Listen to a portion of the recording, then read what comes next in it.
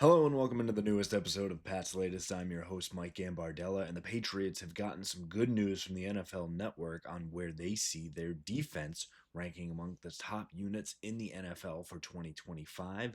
Additionally, ESPN lauds Christian Gonzalez and expects him to be a top 10 cornerback in the NFL. Kyle Williams eyes a top position in the Patriots offense, and we give you those needed camp updates coming your way.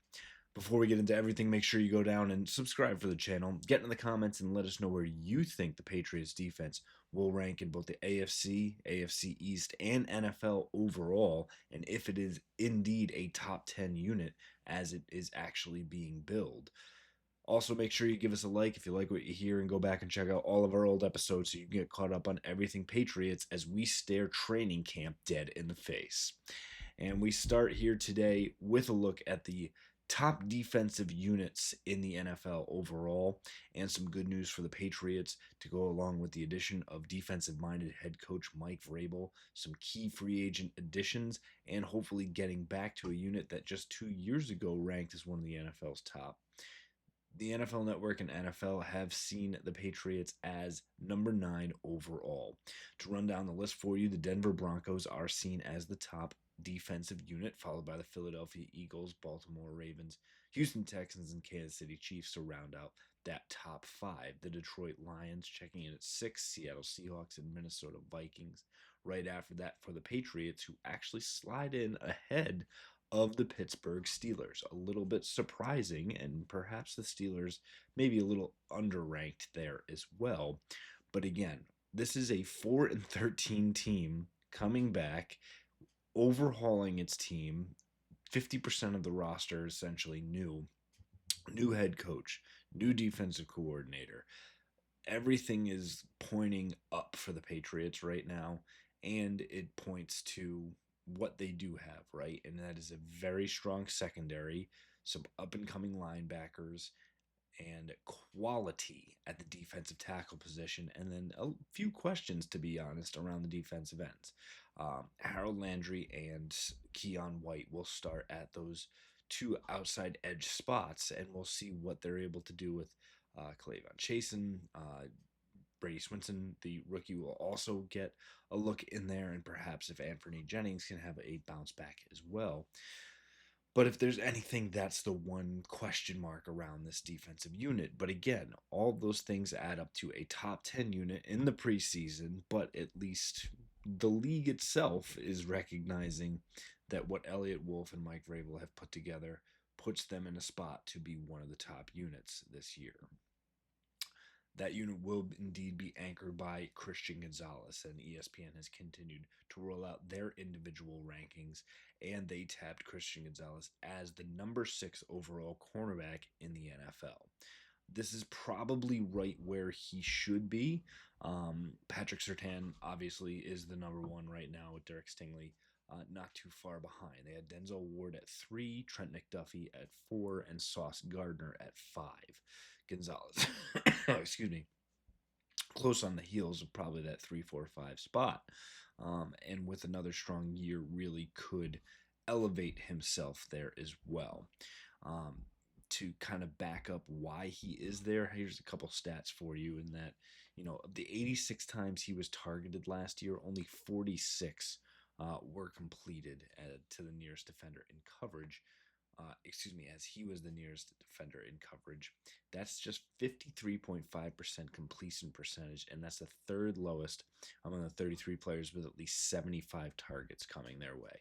So there is kind of this perception that Christian Gonzalez missed a lot of time, that he was injured, that he didn't play as much. Well, he's, one of just 33, so say one of the top cornerbacks for each team, and of those 75 targets, the third lowest completion percentage. That right there should slot him towards that top 3 mark, I would think. And now when you start to say, hey, teams now really have to pick their poison with Carlton Davis on the other side. You're not just going to pick on that, stay away from Gonzalez. Now you're going to have to make your gambles and go after it. And you could see Christian Gonzalez actually making a ton more plays here in 2025 as well. Davis, to his credit, was actually On the list, they've again done their top 10, an honorable mention section, and then those receiving votes. He was just outside of that honorable mention. So tally up those players and then down the list on those receiving votes. And he would have been ranked as the number 22 cornerback as well. So that's essentially two top 25 cornerbacks, two top 22 cornerbacks, I should say, excuse me, for the Patriots. And that's why this defensive unit is being recognized by NFL Network, because that back end is looking very dangerous.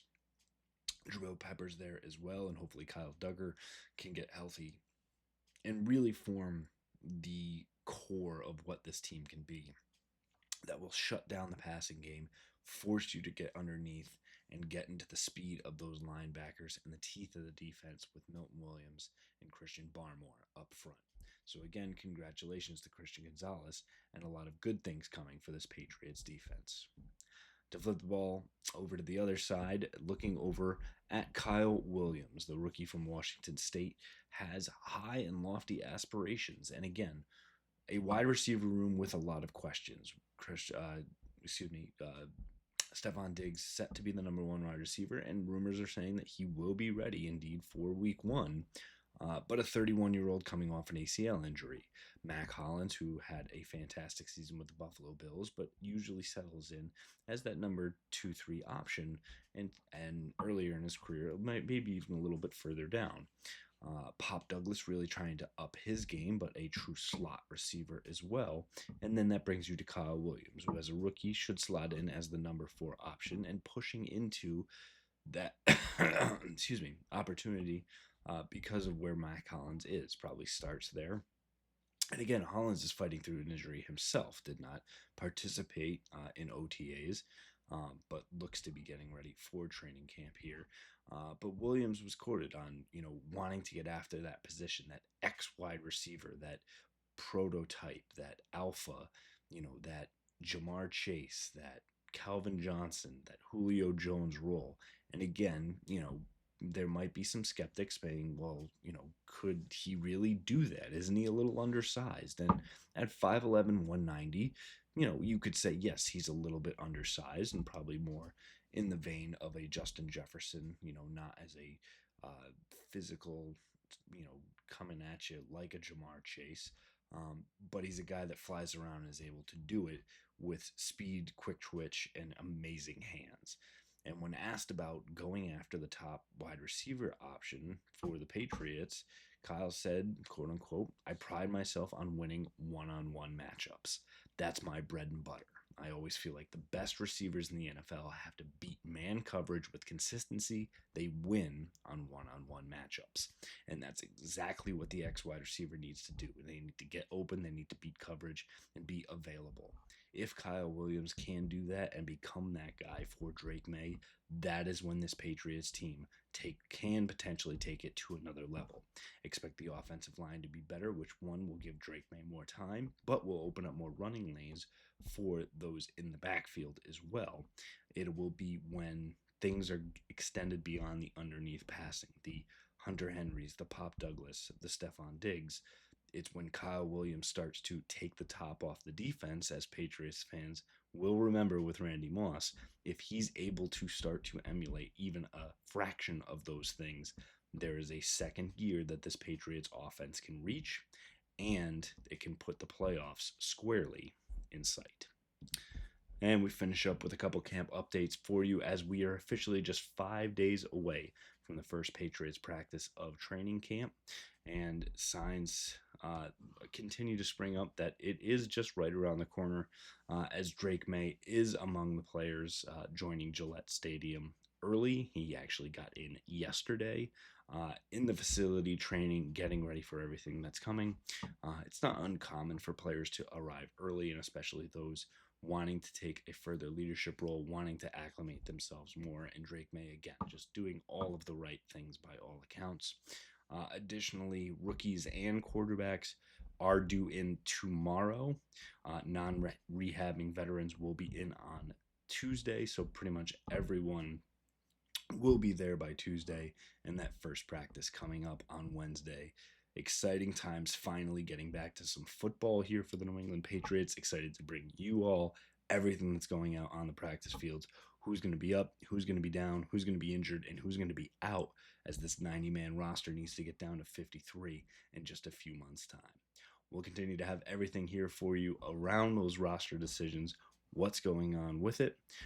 Please go down and get in the comments. Let us know what you think about this Patriots defense and where Kyle Williams slots into the offensive side of the ball. Make sure you give us that like and go check out all the old episodes so you know exactly what's going on as we head into training camp. Again, we'll have it all for you right here for your New England Patriots. Fight on, Foxborough.